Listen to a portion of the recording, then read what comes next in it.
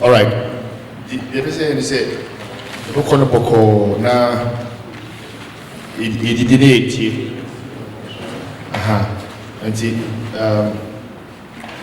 obebi emano akọ reedu we ni kato kra na wahwe bibia o nti obetumi di adini video record come now the pen one market kra ye toto so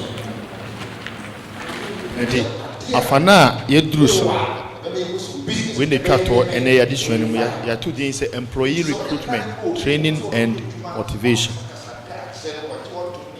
here party you say I say mpe bebre no enyuma ye no ye wo kwara no ye enyuma hairdresser bia wa kwara ba kwa wo training no ye worker enyuma bia e da se bo wo nipa ba ko bia e wo se ka wo ma woni ne di ebisua ekwan a e be fa so a ye be ma sankofo na ba ade se ye wadafo ne ba ana wo ndia ba what have you se e business nkwa dia yo kwan bi a e wo se fa so a e de ma nipa ne ba na nipa ne ba wi a ye wo kwan bi e fa so a e wo se ma ne ye dwuma na fe ade ba ko a wo kade hia wo sasi so even including ye kura nyina ikra ni se obi bia pese dwuma wo wo no ne pen ne shilling crime ye nipa ye se wo energy e betuma ma ade so ade ba ko so etumi ma ye ade ne se nyam crime sha sometimes ya break cry etumi ye de ben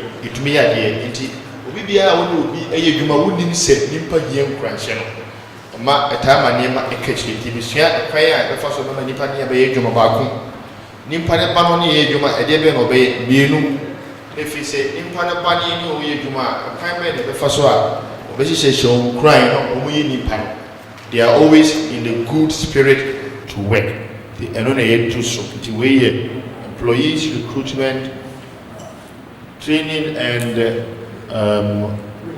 motivation. Okay, now the overview ni na say botaba kusani say sadi we are issue we make say oh majuma akore ni the shy say manje sadi we je faso di ali na ka say menye ai ubetumi aya abie dwuma o hwe sadi na we nyina but the yesu ni say wo di we ka ho a bebia adwuma na adwuro ebe kɔ nimmo obi bia ono o ka se okay bi onye side we di no adwuma koso so the ka ho a when business no akoso mo ada say company so ana say e kese eno na didi kan e ka ho asem efe de yesue ebe chem afana makomako biensa edi kan ebe bi se di sansen bia fa say o fa obi na oni na ye adwuma e kire sen ho so aso ne sen efe etoso miero ye wade ne fe ne job analysis ebe ka ho asem ena fe di twato yesise o probi ne ye adwuma aye na ye boss no ye ba photographic man do he graphic ni mu a company bibri advertise so probi no na ye adwuma ebe yenzo yentumi enko saa ngoma yi mu enko bo ne bo si e de kwan be ne be fa so ye be churches ane ma ne mensa ndi kan no ebe hwe di kan o say overview of recruitment and selection na o say the aim of recruitment and selection is to obtain quantity and quality of employee required to fulfill an objective of an organization or say ansana bibi baba ene ne be yedwa edi kan yo botai bi ti de mani pan bai but baby bia what is obi afa obi no ni na yedwa ngoma ni na wo okay tie sa mra bia madrus no di afana edi kan ene ye ka ho asem ye se ye hwe kwan a wo ma obi ni obaye dwuma nimpa ne ba de be no wo so ye ena kwan a be fa so wo be hye wo ka kran no tumi aye dwuma dia bona fana ne nsa edi kan ebehwe ene wo yefe ne job analysis ebehwe ne fe kwan e fa so a ebema what if wo mani agye nti de edi kan ne yefe ne fe no overview of recruitment and selection but eno na yehwe no de edi kan paragraph ne say si e pese nipa ne ebeye dwuma ye obotai nipa ne ba obeye na se obi bia obeti so obi aha obi a oni ne yedwuma niam mbienu nipa obi be kisho se nipa oba no obi a oba obotuma ye de be aye dwuma de friend say ensuring that you get the quality of employee or quality of the applicant Ubenya obi a wonim se ada se wotwa rocks woton if any say popcorn obutuma ye sade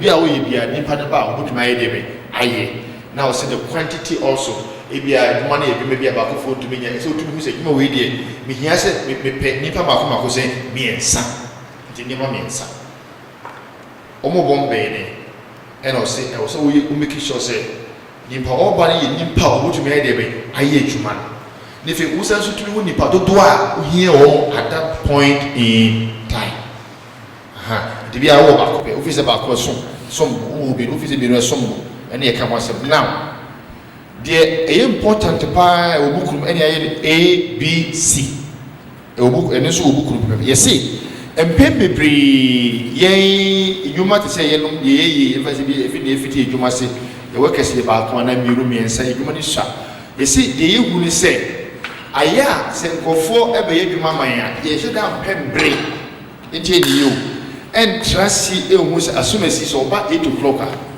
see you break time free one obeye dwuma kosi se nonum ebe ye de ebe ho omo se sade we ayade bi editia sabe ye ne a edwuma ne fi na eba ne pa obi ka kire me se oye dwuma wo Vodafone se eti Vodafone phone ka o see so we are national service ni kura mama na be you wa anti o so we nya pie wa every day bia wo bibi yesa kosi se abo 5 o'clock di ebi say e dey na national service ni kura every time why you busy at 5 any for no ye papa ko no be dey e train say the design company in such a way say and say na o mo ka so bi me national service wo dey nje ni yo adekodia oba obede be obeye sa service fuya ni pa ni enfa to hoya so ko nyuma ni bidum ni ade ni se be ministry so e se bi wo kra se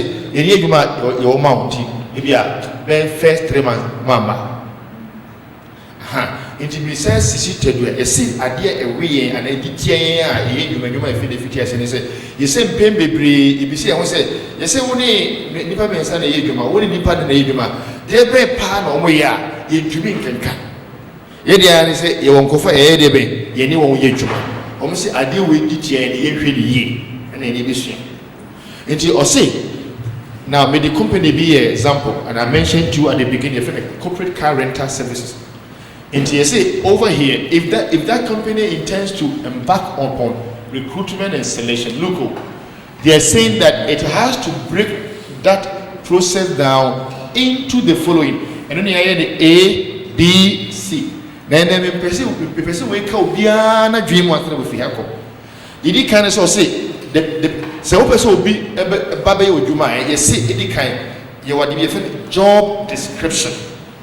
You say, I also would care what is oba. We no be, na you say we no be a cow. A dear every day be our bedroom 8:30. That's a new breaker. Then Sakutemwa Kosi say, and you may no num idea be apple. Almost in Shia Sadia. But that would be or in crime. Only or say, so Banaho. Maybe I will get this year and more I feel we use Kubaba. Soon enjoy. And near ma, the man school also on time. Also, making sure every day will be a year. So when him tapo, say, and you break out, I'm not tapping now, you tap. I didn't tap. So who say every day somebody is one working. Very good. And you almost say, I will see to making sure, say, the person anymore, was so anymore, the young Faswa.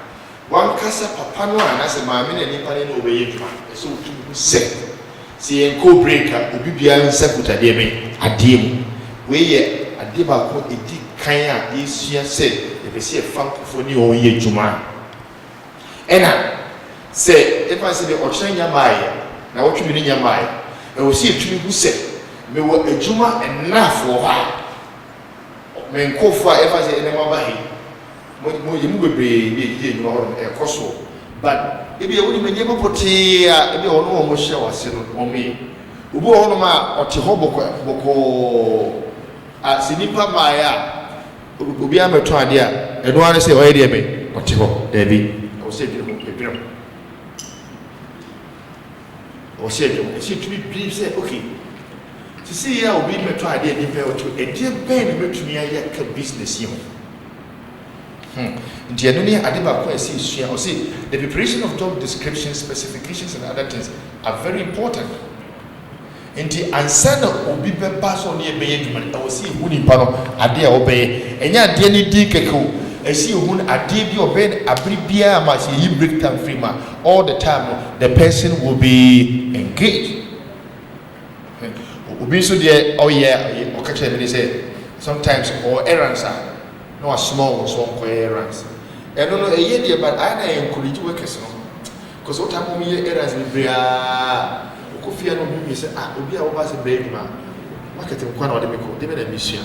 Fine, once upon a time, once in a while, we would make a so contract was in the park. If the boss be almost most mine. But Sekoba said, Bia, and the Chibia of first Colado Mokofi a little bit demoralized.